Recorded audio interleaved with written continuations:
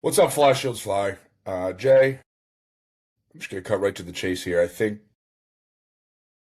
we're just too content, too comfortable. I don't I even. think, I think you know that meme from The Waterboy where Rob Schneider says, "We suck again." Yeah, that's a good one. That's how I feel after that game yesterday.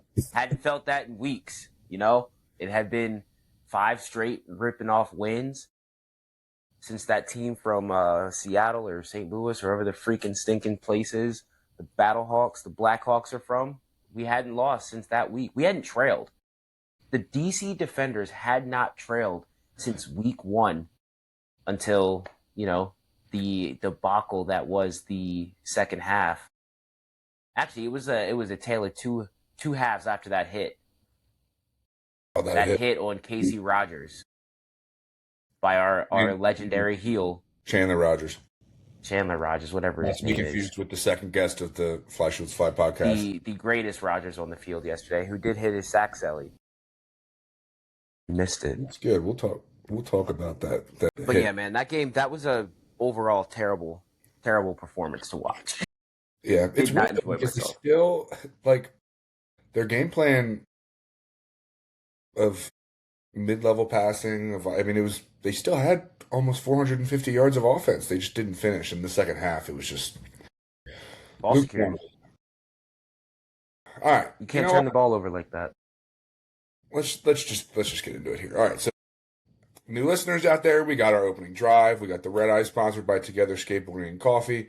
We'll do our film room game breakdown, then our lemon of the game, and our look ahead. The look ahead will be a slight adjustment this week because we're playing the Kings again next week, and we did a deep dive last week. So we'll talk about some stock up, stock down, and fraud watch thanks to Coach Jay, and then the final whistle. All right, opening drive. Oh man, allergies. So it is Mother's Day as we are recording.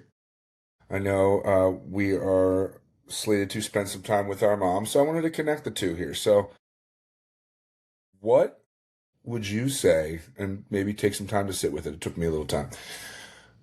Is your fondest football related memory with your mom? Mm. Perhaps it is a memory of her as a fan. Perhaps she supported some sort of event or endeavor for your team. That's the question. A mom related football memory. That's a good one. Um, I think my mom made it to almost every youth, middle, and high school football game I ever played, with the exception of a few senior year that were just really cold and raining. Did make her sit out in the rain 51-3 against Manheim Township. I think that might have been the only game she missed senior year. But my mom's the moment that makes me smile the most with my mom, being a football mom, was probably fourth grade. That was the year we moved. So I was going to a new school, but still playing for my old team. So that meant my mom had to drive me 25 minutes to practice and then stay for my younger sister's cheering practice, um, before we would then have our 25-minute drive home. So adding an extra 3.5 to 4 hours into her day. But I remember back that year, uh, my mom having the camcorder running up and down the sideline, right? So now the kids' parents just pull out their phone and record. We had to charge the battery pack, insert the battery pack, make sure you had a fresh tape so you could get your recording. And my mom would try to run up and down the sideline recording and never get the recording. So I'd get home thinking I'm going to get to see myself score a touchdown, and I don't see anything but the start of the play, my mom's feet running up and down the sideline, She's and jacked up. then the touchdown. Once I'm already in the end zone. So She got a shoebox of those tapes at the crib. they're somewhere. They're definitely somewhere. I don't even know.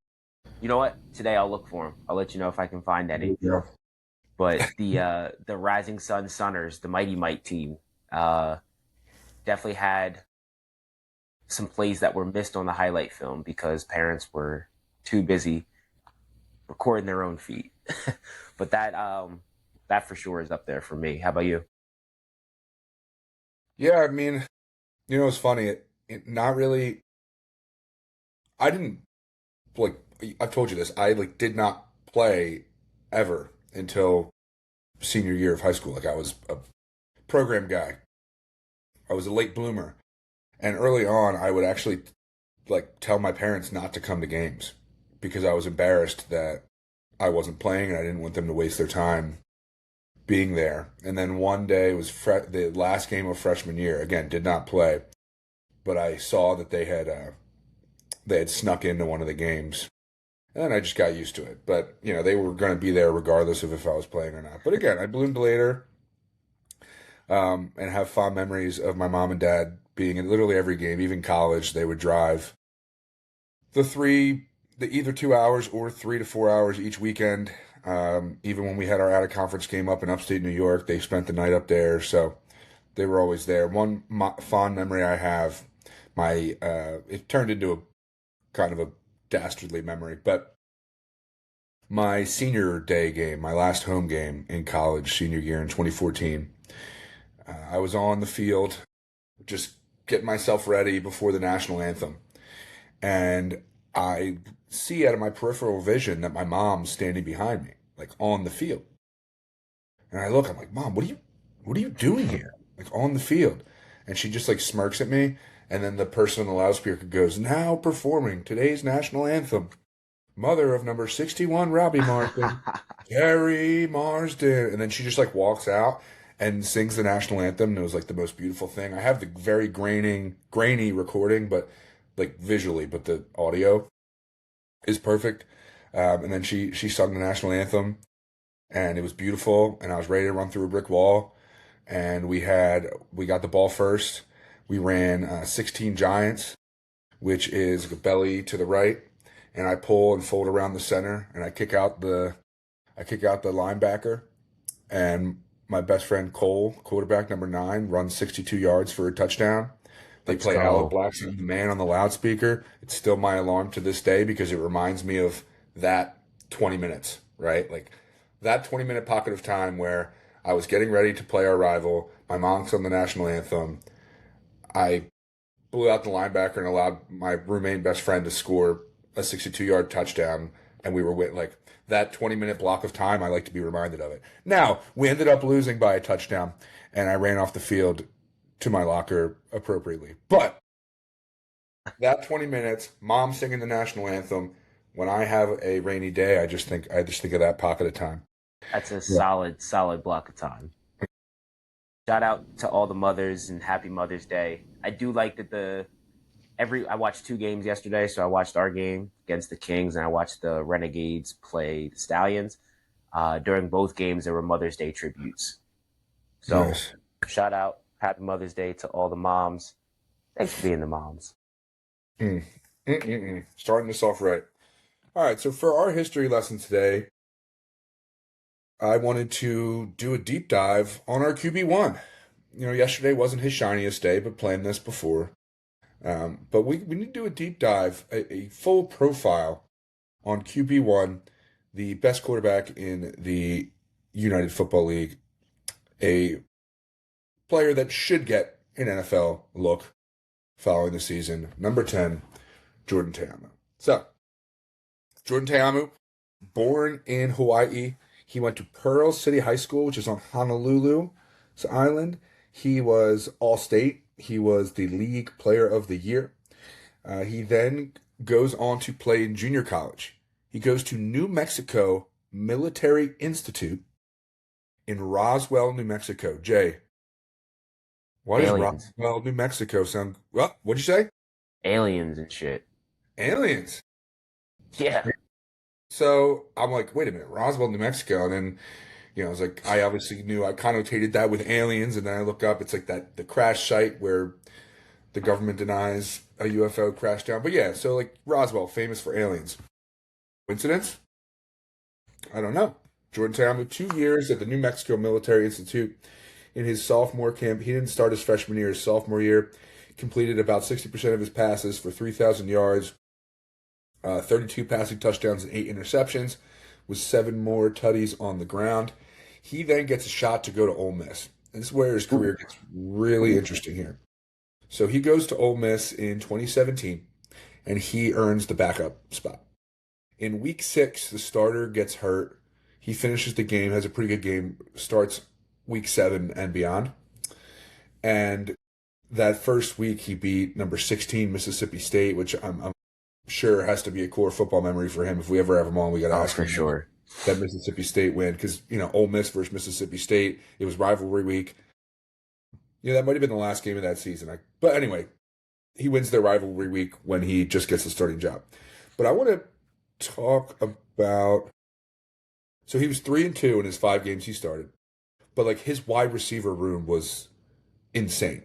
Listen to this wide receiver room his junior year: AJ Brown, Hmm. DK Metcalf, Van Jefferson, and a name we are familiar with, Braylon Sanders, Wow. now on the defenders, and tight end Dawson Knox. Wow. Eagles fame. So that's That's a him. heck of a room. These 2 teams that he was on, they're really middling 500-ish teams to have talent like that. So then in 2018, he's the full-time starter. He ends up going 5-7. He has a good year. I think it was 19 touchdowns and 8 interceptions, close to 3,000 yards. But his wide receiver room again: AJ Brown, DK Metcalf, Dawson Knox, Braylon Sanders. Van Jefferson at that point had transferred. I mean, you can understand why, a logjam up there. And they also had Elijah Moore, a young Elijah Moore on that team. Wow. And what's cool here is that his backup was Matt Corral. Hmm. Interesting. So Matt Corral formerly of the Stallions has since been traded. All right, so he has a good college career, but doesn't really get looks coming out of the draft. He goes into the draft, goes undrafted, and here's his trajectory of professional teams. And I think it's interesting the phases of spring football that he's experienced, and he really is kind of emblematic of the evolution of spring football. So he gets a tryout with the Texans, doesn't make the team.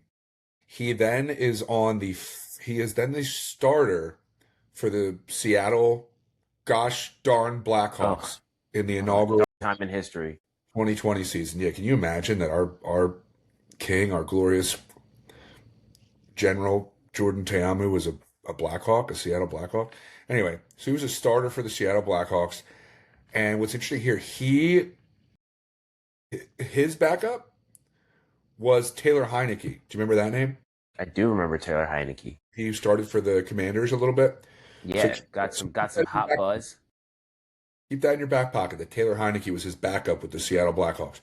Then he earns himself a tryout with the Chiefs, gets waived, goes to the Lions, gets waived, goes back to the Chiefs, gets waived, goes back to the Lions, gets waived. Now he's with the Washington football team again. Well, no, for the first time, but Washington football team. And you know how Taylor Heineke was his backup with the Seattle Blackhawks? Now he's on the Washington football team, and now he is backing up Taylor Heineke. Mm. I wonder what that. I mean, they're both probably great teammates, but anyway, I can see that being an interesting plot. So then he, again, not sticking on the active roster, tries out again for the Carolina Panthers. Then in 2022, the first year of the USFL, he starts for the Tampa Bay Bandits. And in 2023, when the XFL comes back, he starts for our DC Defenders. Has a really great year that year. That's the year we lose in the championship.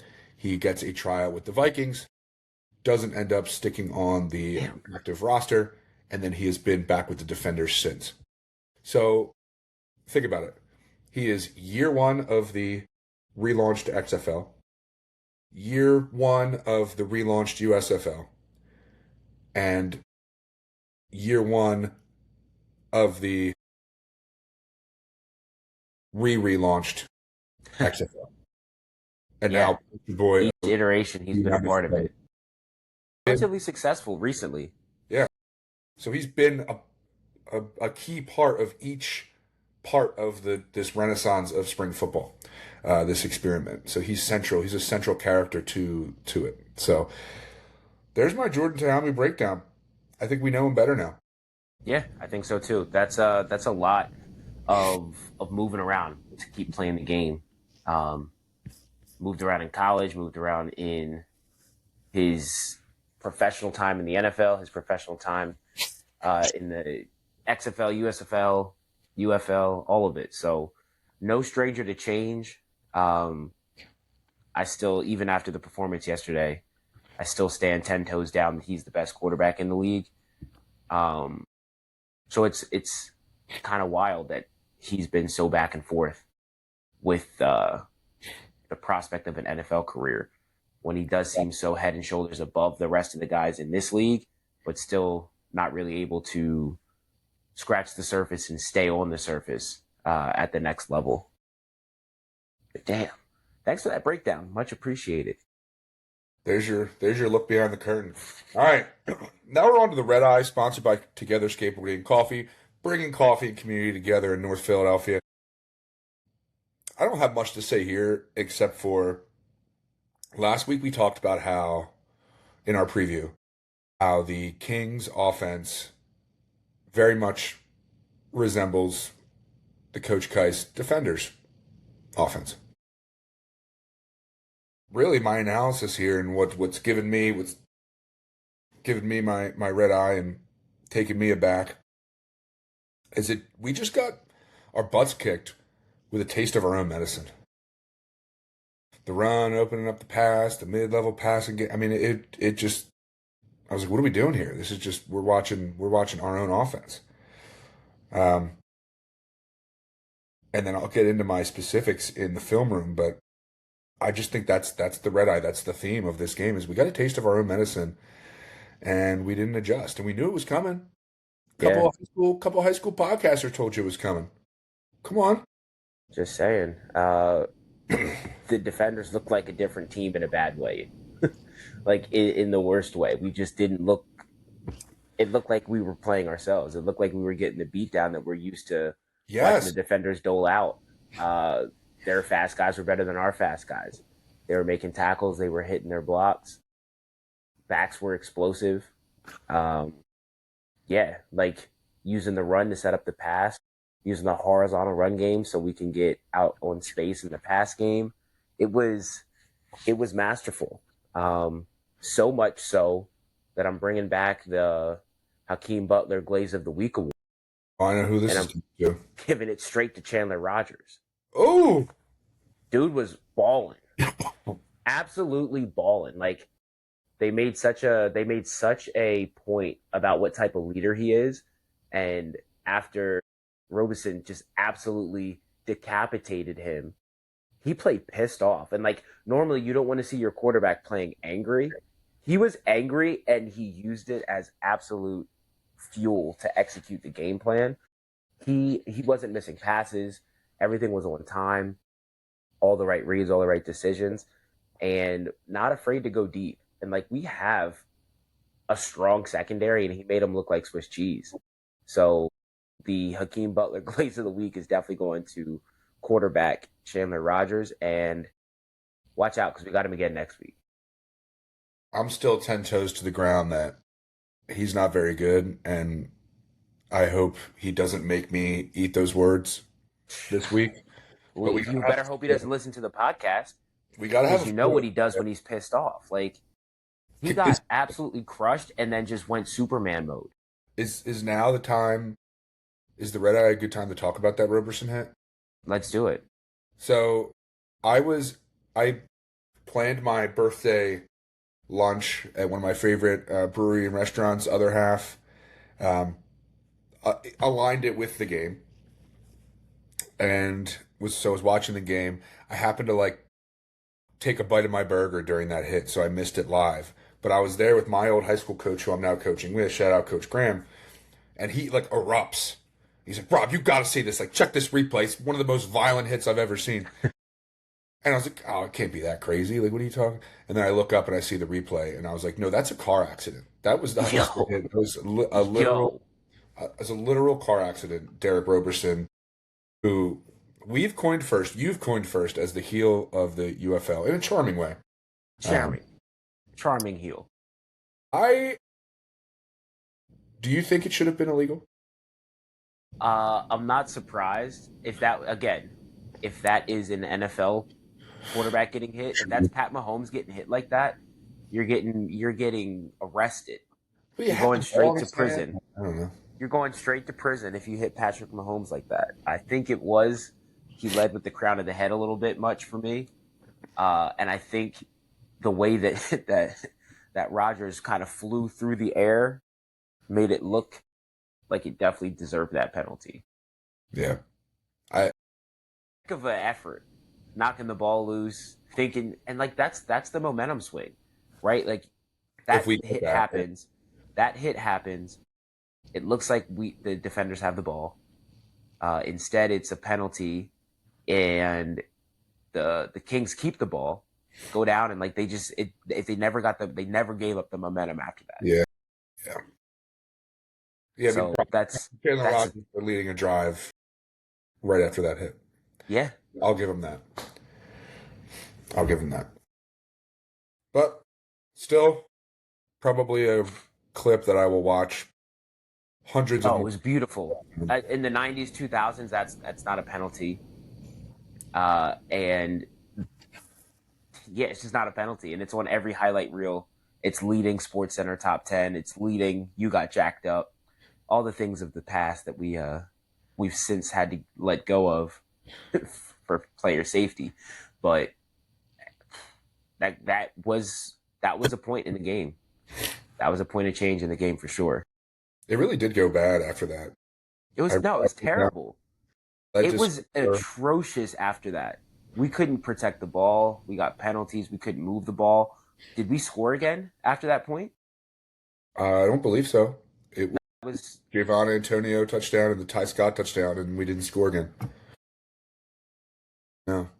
All right. Well, that is a natural progression into the film room. I don't have too much at length here. I just think one. I mean, our identity stayed the same. Again, we had nearly 450 yards of offense. Jordan threw for 350 plus yards, completed the ball to seven receivers again.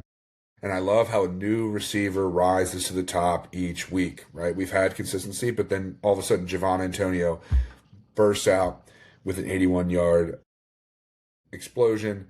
And, second longest play in UFL history. there Second we go. longest scoring play in Okay. UFL history. Good clock. Thank you for that. Yeah, and Jordan hasn't really been slinging the deep ball that much. So to see him hit that, I was like, oh, we're about to drop 40 on him again. And then Ty Scott had a touchdown. I knew you. Did you see his celly? I didn't. Ty Scott's celly was you'd have loved it. It was a Spider Man. I did see. I Yeah. saw the replay. You're right. I saw Coach hitting it too. Shannon, Yeah. nice. But ultimately, the second half was just even my dad. My dad, if you ask him his favorite teams, he'll say whatever team I'm coaching. He would say the Vox Cougars, the Pencrest Lions, whatever team I'm thinking, whatever team I'm playing on. Even my dad said, who is not a football person in the slightest, said, "Yeah, they just shut down in the second half." And if my dad, who is not a football guy in the slightest, can pick that up, I mean, Teamu's costly interceptions.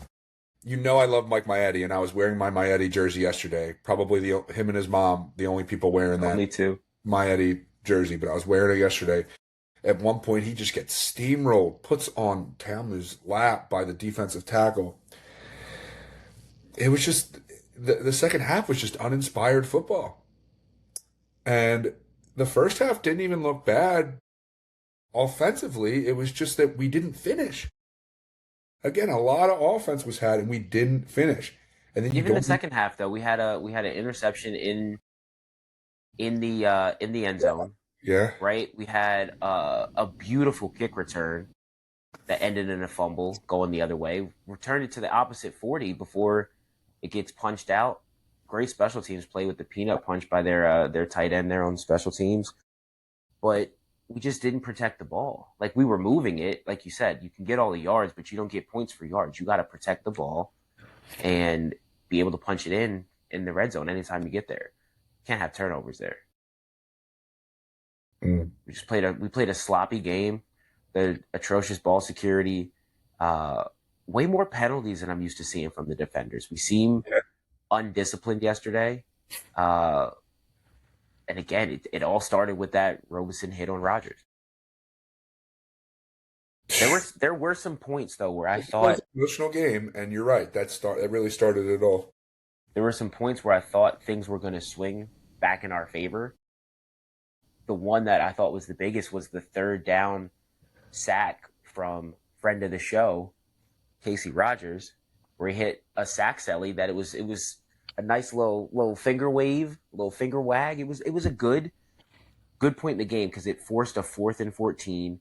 We had the ball back. We moved down. I think we had that was another one of the I think that was when the receiver fumbled the ball. So you get the momentum of the sack on third down, force the fourth down. We start moving the ball and complete a pass, and we have a fumble. It was just every time we got the car started, we caught a flat. Oh, I like that. Every time you got the car started, you called a flat. Dang, that deserved a moment of silence there. Ain't that the truth? You got what else you got from the game before we go to the lemon of the game? I don't even. What else from this game? It was weird to just not see. Even when we had Casey on last week, we talked about how fun it looks like it is to play for this team, and outside of his sack and a few other flashes, it didn't look like they were having fun, Yeah. especially in the second half. Um, the execution as well, just not being able to execute. Another friend of the show, we got to do it. We got to talk about that dropped walk-in touchdown by Mason Fairchild. Beautiful play call, great execution, great ball placement, but just that nasty habit of being so wide open that you think about the run after the catch before you make the catch. Yeah. Dropped a perfectly placed pass on the 3-yard line, would have tripped into the end zone if he wanted to. Huge swinging moment in the game because the next play we attempt a field goal and McCrane misses another. That's been a problem too. I mean, It's he's been a problem. missing the dinky ones now. A couple weeks in a row, he's missing these 35-yard field goals. Yeah, so there's something else that's got to be tightened up. Because when these games are closer, 3 points, 6 points adds up really fast, and like changes that really does change the complexion of the game. If we have that touchdown there, and we never even have to put McCrane out for the chance at a field goal, and he's kicking an extra point instead, that puts us. I think at that point it would have been 20-20, and then you're in a whole different ball game. It's the touchdown, you missed the field goal. I think they go down and score. I think the Kings went down and scored off that. So it's it's tough. It's tough to win a game when you're not capitalizing and executing. Good news is we have this same team next week. Um, we'll sit, we'll think, we'll reflect, and hopefully they come up with a plan to execute the game plan better. Because for real, I don't think this is a team that I want to see again. They're undefeated. Like they're undefeated on the road. I'm no, not undefeated on the road, but they're all three of their wins have come on the road.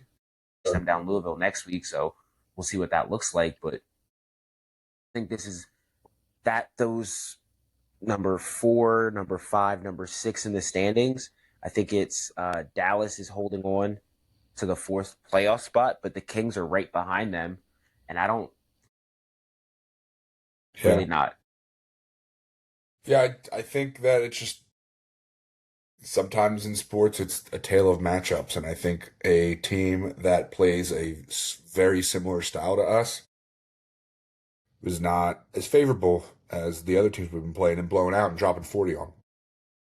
But my lemon of the game here is literally just the game. Like I it just left a bad taste in my mouth. Like we can point out, and again, like obviously we're not perfect, but you can point out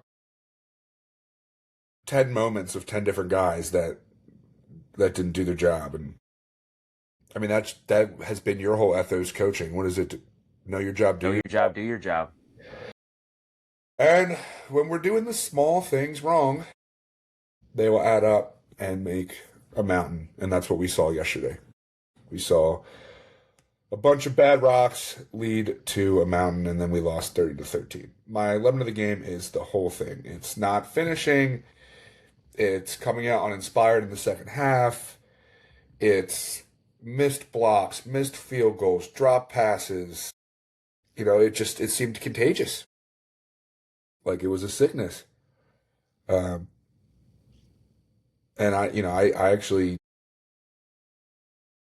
don't mind this Derek Roberson hit, but like a way that could be interpreted or perceived or punished, penalized, shifted the whole trajectory of the game too. So, 11 of the game, all of it. Mine is that hit. We were up, we were lit, sideline was turned up, Audi was rowdy, and after that hit, it was silence. It was like all the momentum got knocked when the wind got knocked out of Rodgers. Along with it was all the momentum from us, and it went straight to their sideline, and it stayed on their sideline until the game was over. And I think momentum's a real thing, like especially in the game of football where you got to get 11 people to execute, know their job, do their job better than the person across from them, and they just kept doing it. They were winning matchup after matchup across the field. And I think it does something when you see your quarterback get absolutely hammered and respond the way that Chandler Rogers did to that big hit. It makes everybody else excited. Like they talked about it on the broadcast. One of the announcers was like, your quarterback isn't like a ship. Everyone else is a ship. The quarterback is the water. He steadies all the boats and he raises all tides, right? If the quarterback's play goes up, everybody's play goes up. Yeah. If the quarterback's play drops or that quarterback's play gets real choppy, it's real hard for everyone else to navigate. But if that water is calm and still and collected, all those ships can do their job a lot easier and smoother. So, again, shout out to them, but we got to get back in next week. Oh, I sure hope so, pal. Hey, that'll be the lemonade. If we can get the win, that'll be the lemonade next week. Because this one was all lemons. And then it can just be water under the bridge. Because again, we talked about the complications of playing teams back to back. If we can split these two back to backs, and we're still going to end in first place, it's fine. All right, stock up, stock down, fraud watch. Stock up, and this would have been my Hakeem Butler Glaze of the Week award, was a receiver that we previewed last week, Tariq Black. Mm-hmm. Big body receiver, had a contested catch for a touchdown and also just a beautiful RPO that felt like I was watching a Kais called play for his second touchdown. Tariq Black, stock up for the Kings, and we're going to need Garyon and DeAndre and Deontay and Gabe and Sam and who am I missing? Oh, your boy Bryce. That defender secondary, limit Tariq Black.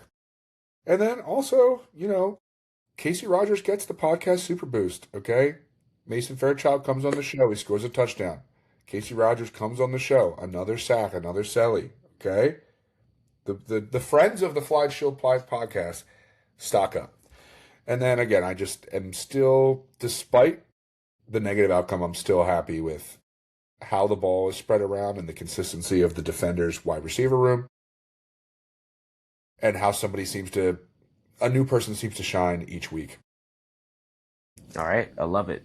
I'll go through mine. My stock up. Casey Rogers. He keeps coming up. I'm sorry. Chandler Rogers, stock up. Sorry. Don't love to do it. But that man, he was delivering. Stock down. I said this before. The DC Defenders run game. Where's it gone? Where has it gone? That is my fraud watch, actually. Ooh, my fraud watch is actually home field advantage against the Kings. Ooh. They're beating some good teams on the road. Fraud watch, having home field advantage might not be an actual thing against the Kings. So I'm saying fraud watch for anyone playing the Kings as the Kings are on the road. If the Kings are coming to town, you better. Audi wasn't rowdy enough. Oh, Something about the Kings being able to steady that home field crowd and eliminate that advantage. So fraud alert. Anyone okay. playing them at home? I thought we were going one by one, but that's my fault. Nah, I ran them. Go.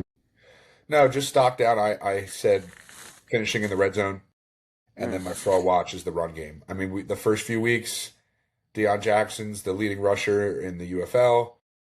We have so many guys to give the ball to with Valladay and Smith and Jackson, and it's just you almost can't feed them enough. And then all of a sudden, these last few weeks, yes, our passing numbers are good, and that's all well and good, but we need to be balanced. We pounded the table last week for it. We need to show balance. We need to show balance.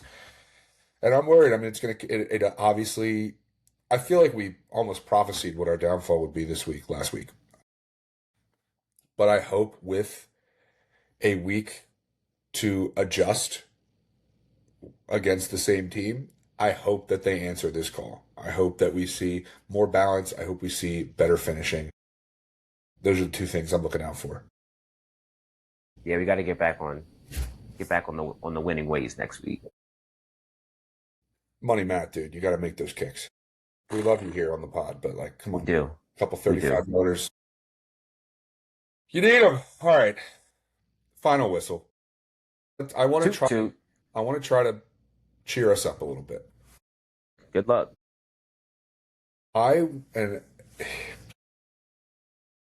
What do you think is something that everyone likes? Is a universally liked thing by 100% of human beings? That's hard. 100% is crazy. Yeah. Do you want to hear my answers? Yeah.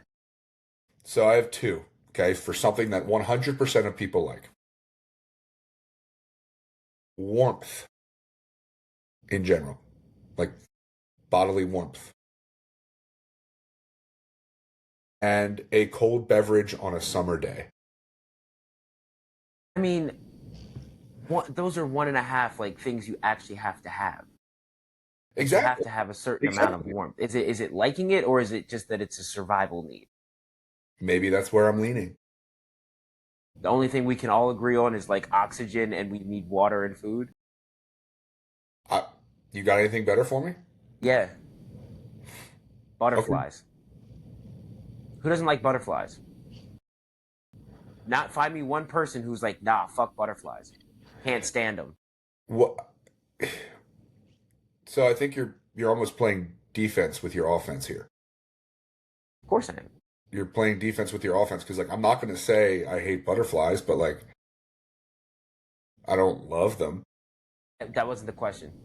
The question was who does not like. What's something that everyone is in agreement that we like. We like butterflies. No one dislikes butterflies. Not a single person.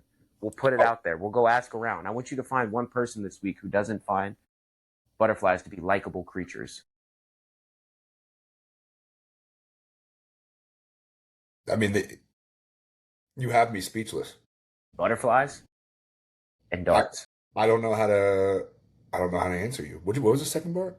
Darts. Darts, like the game? Mm-hmm. Everyone likes to play darts.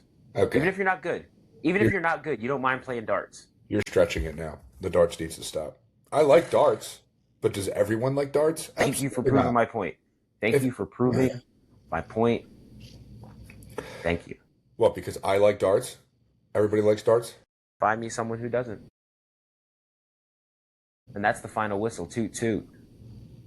Ha-ha! Gave you 2. The Defenders lose 30-13 to the Louisville Kings. They had a chance to clinch their playoff spot, had home field advantage. No other games going on in D.C. at that time. Audi, not rowdy, and the Defenders drop a key win. But chance to get our get back next week. We have all the faith in the world. Jordan, Casey, Mason, the boys, get back out there and show us what you got. We know you got it in you. Fly, Shields, fly. Shields up. Shield. Shields up, mics down. It's another one in the books. Peace, y'all. Ooh. Is that our sign off? There we go. I like that. Clock it.